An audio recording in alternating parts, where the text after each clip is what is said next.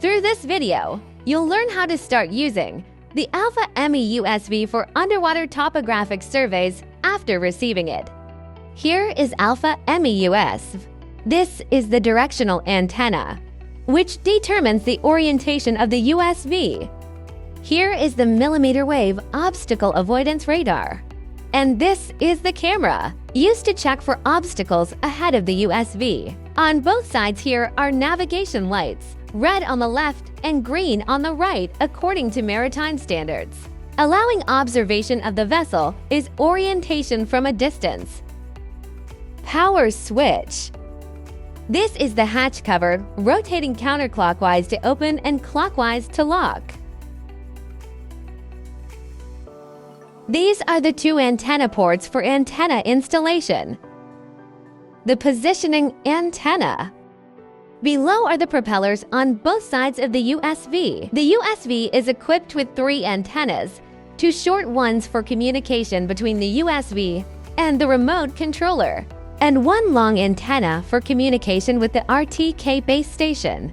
This is the USV's battery, which we will install inside the compartment later. This is the remote controller, the controller's charger, and charging cable. Unscrew the hatch cover. You'll see a battery positioning slot here. Install the battery into the positioning slot. Insert the battery. Pull out both side retention straps and secure the safety buckle. Connect the power cable. Tighten the hatch cover completely. Install the dual-side antennas by rotating them clockwise. Press and hold the central power switch on the remote control until the screen displays icons. First short press the USV power switch, then long press and hold until a long beep.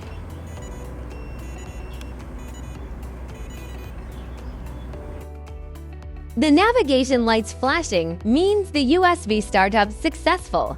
Click on the DIMAP Hydro app on the remote control interface. The USV will automatically pair with the remote control. A connected status will appear on the software interface. System Interface Guide. This icon to enters software configuration. Here displays USV remote control link status, and here shows active project name as status. This is base station connection status and mode. Route planning entry and real-time data monitoring window. Click project name as status. Click New. Input the project name. Confirm. The project name as status will be displayed as the name of newly created project. Click RTCM settings. Here are the settings for USV connecting to the Ntrip network of the controller. Data link choose controller network. Connect mode choose Ntrip and cause. When using this mode, you need to pay attention to insertings, the SIM card here on the remote control, or use the remote control to connect to the hotspot of a mobile phone or mobile device. Here we take the connection to the mobile phone hotspot as an example. Connect the hotspot device name, enter the password. Input the correct IP, port, user, password, and get the mount point. Click a confirm.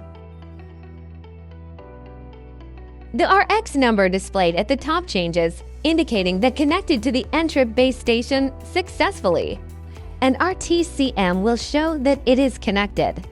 We can also see THEFIX displayed on the navigation page, indicating that the instrument has been properly connected to the Ntrip base station. Plan the route. Click Mission Plan to enter the route planning page. We have 3 modes for planning routes. The first iLake and reservoir survey, which allows the software to automatically generate a route by editing a polygon. The second iSpala line, which allows you to plan a route by clicking different points on the map. The third IceRiver survey, which allows you to generate a route by setting a center line and margins on the map. First, The Lake and Reservoir Survey is 2 click points along the edge of the survey area on the map to form a polygon. Click the arrow on the right to edit the route angle and route interval, and rotate WP to switch waypoints. We usually set the route starting point to the place closest to where we started. Click Upload. Check the Upload Progress bar here. Click a Close when the upload is complete. Click a Close if the pop-up window appears. The route will be automatically generated and displayed on the page. Secondly, Polyline. Clicking on the map will directly generate a waypoint. At this time, the USV will move along the waypoint route we selected. Click Generate Route. We can also swap the starting point and end point of the route. After confirming the route, click Upload. Click a Close. Click a Close, and the route will be automatically generated and displayed on the page. Thirdly, River Survey. Click 2 points on the map to set a center line, and then click a Generate Route. You can adjust the width on left and right of the center line to generate the route of the river section. Click Upload. Click a Close. Click a Close, and the route will be automatically generated and displayed on the page. This is the page for regular route execution. Click Survey Start to jump to the route execution page. Click the Alpha logo to return to the main page. This button is to switch the working mode. You can choose Manual Mode, Loiter Mode, Mission Mode, RTL Mode, Smart RTL Mode, Guided Mode. Here displays sonar data, said seawater of fresh water, temperature 25 degrees Celsius. Here 1 means that 1 data has been recorded. 0.00 and 0.5 jumps represent the current water depth. We can click this icon to set parameters of Echo Sounder. This area shows the status of the satellite: fixed, floating, single, PPP, number of satellites, current data length. Click this icon to enter the base station settings. Here displays the USV status, speed, and distance. And here displays the current battery status. Here is displayed the current settings, speed, and the time required to complete the current mission. Click here to modify and set the speed. Settings to enter the settings page. Mission planning is to switch to route planning. The current project is displayed here, and different projects can be switched here. Cruise control is the button for keeps the current speed. This shows the locked or unlocked status of the USV. Mark PT can click on the coordinates of any point on the map. Trajectory Clear shows the current route of the USV. Hide to hide the current toolbar. There are some other tools in Toolbox. Auto Recording automatically records data. USV automatically records data by factory default. Click to turn off automatic recording. Reload means you can refresh the page to make it smoother. This position shows the current position and coordinates of the USV. This shows the current water depth. This is the display of the USV obstacle avoidance radar, showing that there are obstacles at a certain distance ahead. This icon shows the horizontal status of the USV. Click Settings to enter the settings page. The settings page is divided into the following sections on the left. The first, General Settings. Please pay attention to the first mode settings. This is the state of the USV after completing the mission. You can choose RTL to return to the home point in a straight line, or do nothing, and loiter to hover. Controller Settings is to set the functions of the 4 keys ABCD of the remote control. The factory default settings button is RTL mode. Button B is cruise control. Button C is guide mode. Button D is Smart RTL mode, which means that USV selects waypoints based on the previous route. and returns to the home point by following the original route. This is the speed setting. And here is the unit settings. You can set different units. After settings, you need to restart the software. This is the system settings, including the selection of system language, maps, and map types. Survey settings. Here you can set the interval between measurement points by time or distance. Other settings can remain at the default factory settings without modification. Safe settings. Here we can turn on and off the obstacle avoidance enabled. Select or unselect the shoal, reverse enable. Turn on and off the shoal, reverse enabled at manual.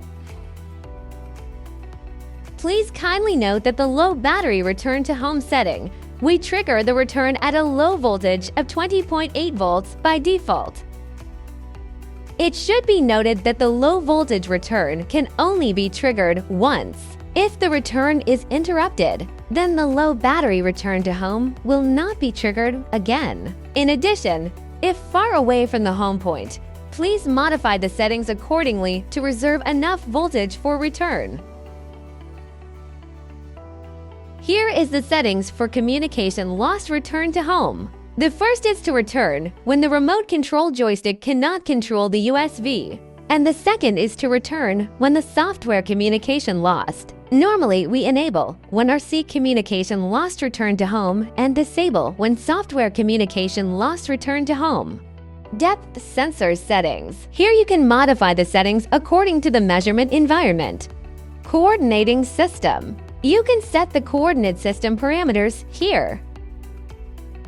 Device activation. For the device to activate, the remote control had two joysticks, left and right. Pushing the left joystick forward means the USV moves forward, and pushing it backward means the USV moves backward. Pushing the right joystick to the left means the USV turns left, and pushing it to the right means the USV turns right. The two antennas on the front end of the remote control are used to communicate with the USV. This is the USB remote control interface with a Type-C charging port and a SIM card slot. There are two metal rods on both sides, and the left metal rod controls the locking and unlocking status of the USV. Move the metal rod to the left to lock the USV. Move the metal rod to the right to unlock the USV. The right metal rod controls the status of the US. The leftmost side of the metal rod means the USV mission mode. The middle means the USV switching to manual mode. And the rightmost side represents the loiter mode. It should be noted that before the USV is launched, it must be set to the locked mode and manual mode. There are ABCD for buttons on the remote control. The factory default settings button A is RTL mode. Button B is cruise control. Button C is guide mode. Button D is smart RTL mode. Before launching the USV, make sure it is unlocked and in manual mode. Move the joysticks forward, backward, left, and right. Meanwhile, put our hands behind the left and right propellers to feel whether the airflow was consistent with the joystick control direction. After testing whether the propellers are working properly, please adjust the USV to the locked mode to avoid accidents when the USV is launched. Before launching the USV, we need to make sure it is locked and in manual mode. After launching USV into the water, move the metal rod to the far right to unlock the USV, then drive the USV in manual mode to a relatively safe place. Then lock and unlock the USV again to make sure the home point is set in a safe location. After setting the home point, set the USV to mission mode and start the mission.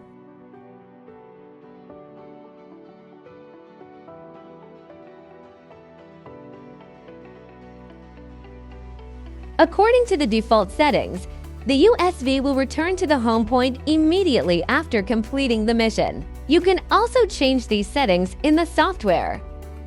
After the USV returns to a place that can be visually observed and relatively safe, Switch to manual mode, manually and slowly drive the USV to a place close to the shore that can be reached. Then change to the locked mode it and bring the USV back to land.